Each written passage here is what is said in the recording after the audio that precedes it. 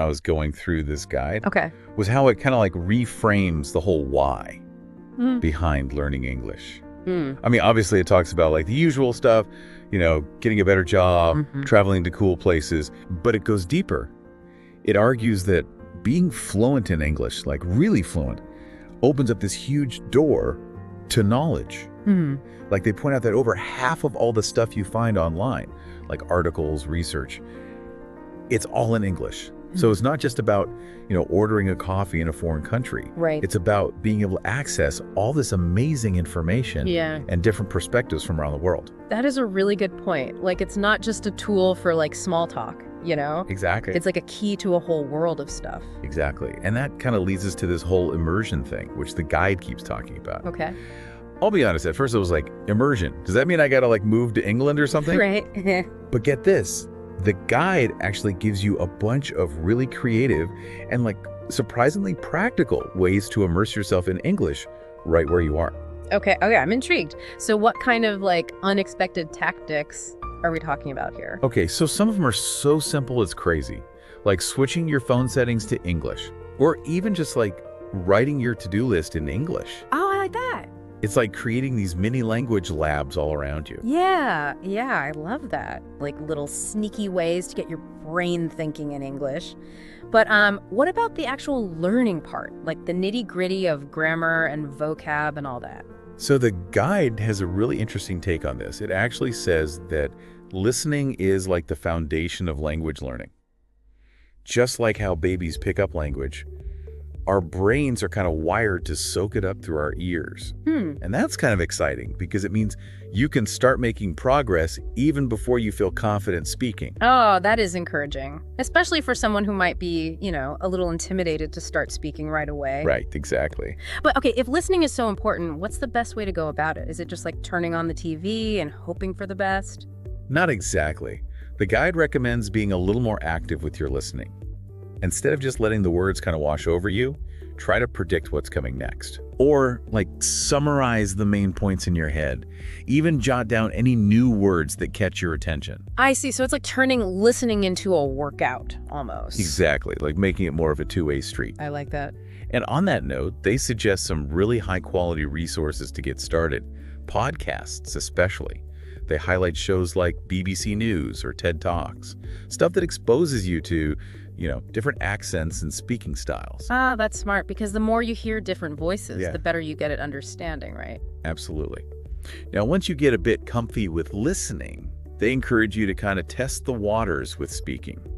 And I know, that could be a little scary for some people. It is. But the guide has some pretty clever tricks to make it less intimidating. Okay, I'm curious, what kind of tricks are we talking about here? Because I'll admit, speaking has always been the scariest part for me. I remember this one time I was trying to order a coffee in Italy. And Oh, I bet I can guess how that went. it was rough. We've all been there, fumbling over words, hoping for the best. But the guide actually says that embracing those moments is key. They argue that mistakes, they're not failures. They're actually valuable learning opportunities. It's so true. Like, it's easy to get caught up in the fear of messing up, but ultimately, that's how we learn, right? 100%. And speaking of embracing those mistakes, the guide actually suggests using AI chatbots and language exchange apps. Oh, that's cool. It's a great way to practice speaking in a low-pressure environment. Yeah, it's like having a practice buddy that's always available and doesn't judge you. Exactly. And you can adjust them to your own pace and interests. Cool. So whether you're a total beginner or more advanced, there's something out there for everyone. That's awesome. Now, speaking of finding what works for you, the guide also has a really interesting approach to reading. They actually suggest starting with material that's like a little bit below your current level, Oh, yeah. almost like easing yourself in. Yeah, I was surprised by that at first, too. But the guide's logic makes sense. Like, starting with easier stuff, like maybe comics or children's books, can build your confidence. Right. Especially if you're feeling overwhelmed, it can really give you some momentum. That's a really good point. It's about finding that sweet spot where you're challenged but not like totally discouraged. Right. Yeah, it's got to be enjoyable too. Totally.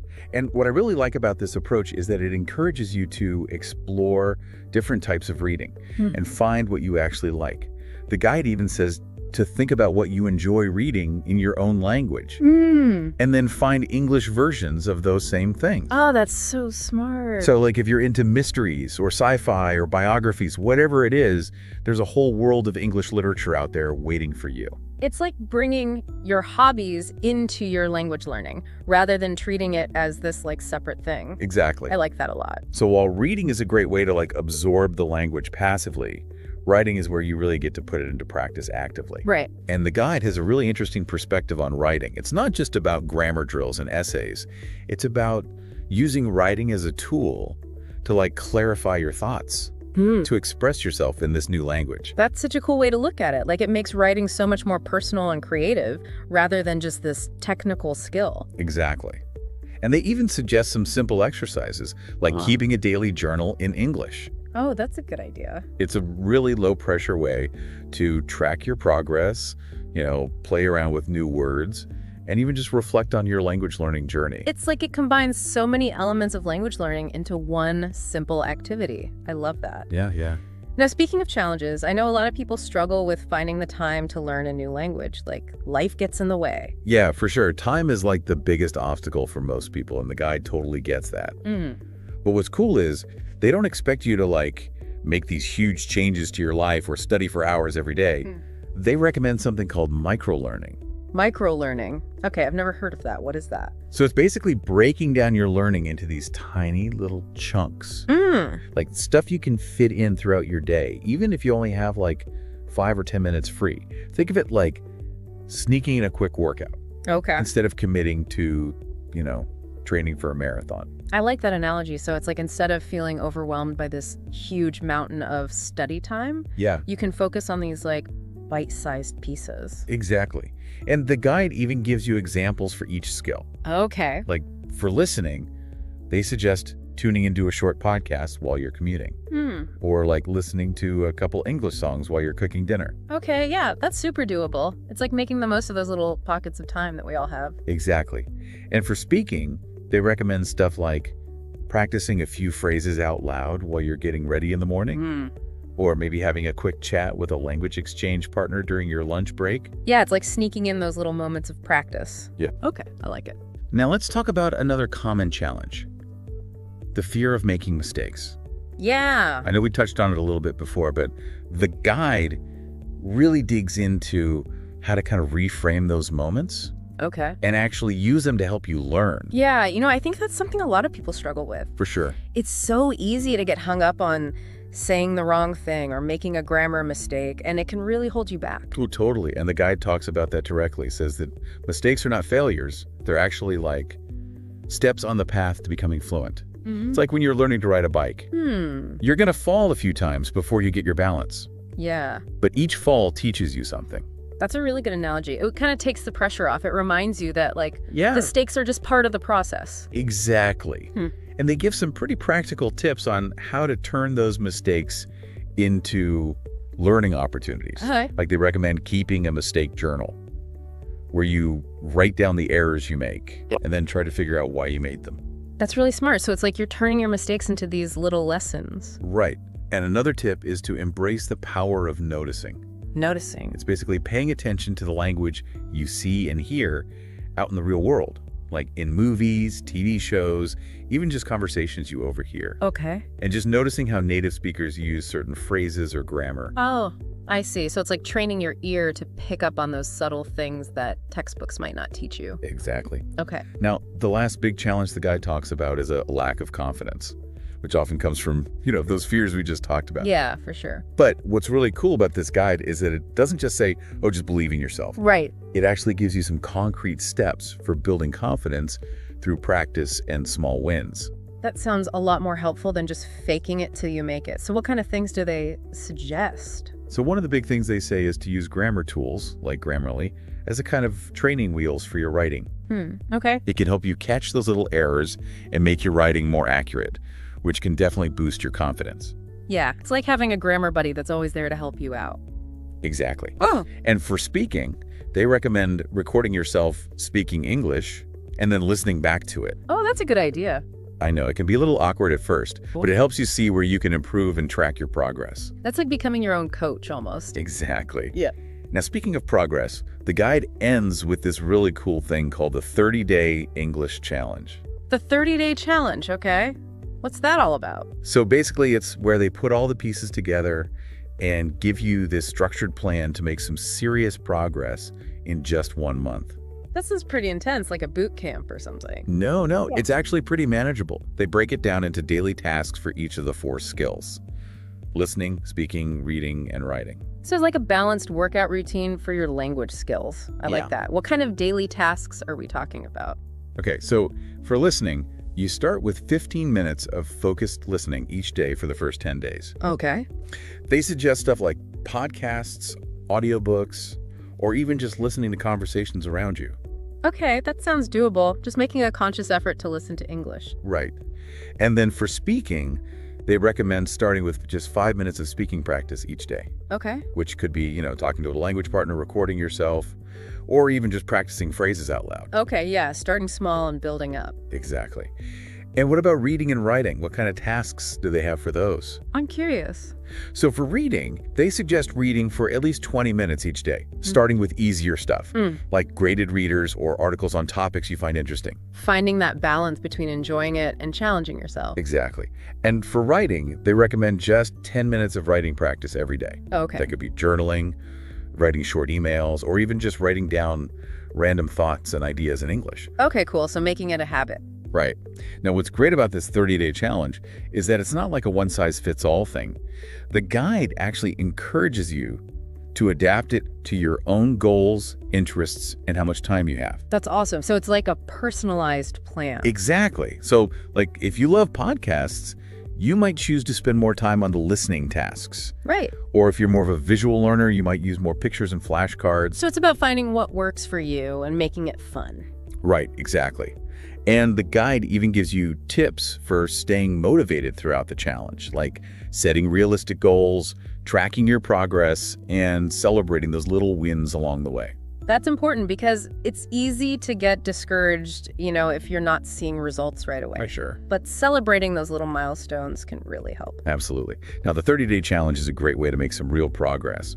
But the guide makes it clear that language learning, it's a journey. It's not just a 1-month sprint. It's like a marathon. Exactly. You got to pace yourself. Yes. Find what works for you and keep going. Yeah, and that brings us back to that concept of immersion we were talking about before. The guide has a whole section on different ways to immerse yourself in English, even if you don't live in an English-speaking country. Okay, now that's what I'm talking about. I'm always looking for ways to kind of surround myself with English more. So what kind of cool tactics do they suggest? Well, they recommend things like watching movies and TV shows in English with subtitles. Listening to English music, like really paying attention to the lyrics. Okay. And even changing your phone and computer settings to English. Okay, so just little things that make a big difference. Exactly. It's about making English a part of your everyday life, not just something you study. Right, all right. And they even have some more creative ideas, like joining online forums and communities that are related to your interests. Okay. That way you can chat with native English speakers and practice your communication skills in a more relaxed setting. That's awesome. Like finding authentic ways to use the language. Exactly. And another good tip is to find a language buddy. Oh, like a study partner. Yeah, someone who's also learning English. You can practice together, help each other out, and share tips and resources. That's such a good idea. I think having someone to go through the journey with would make a huge difference. Totally. Now, all of these immersion techniques are super valuable, but the guide stresses that it's important to figure out what works best for you. Right. And kind of customize your approach. That's a key takeaway. It's about trying things out, finding what you enjoy, and making it your own. Exactly. And that brings us to another important point. Don't forget to celebrate your wins. Oh, yeah. It's easy to get caught up in the hard parts and forget to acknowledge how far you've come. It's so true. So whether you've mastered a new grammar rule or had a conversation in English or even just finished a book, take a moment to appreciate what you've accomplished. Yes, those little victories can make a big difference. Absolutely. It's all about recognizing that language learning, it's a marathon, not a sprint, and every step counts. Love it. Listening to you talk about all these amazing tips, I keep thinking back to that statistic about over half of all online content being in English.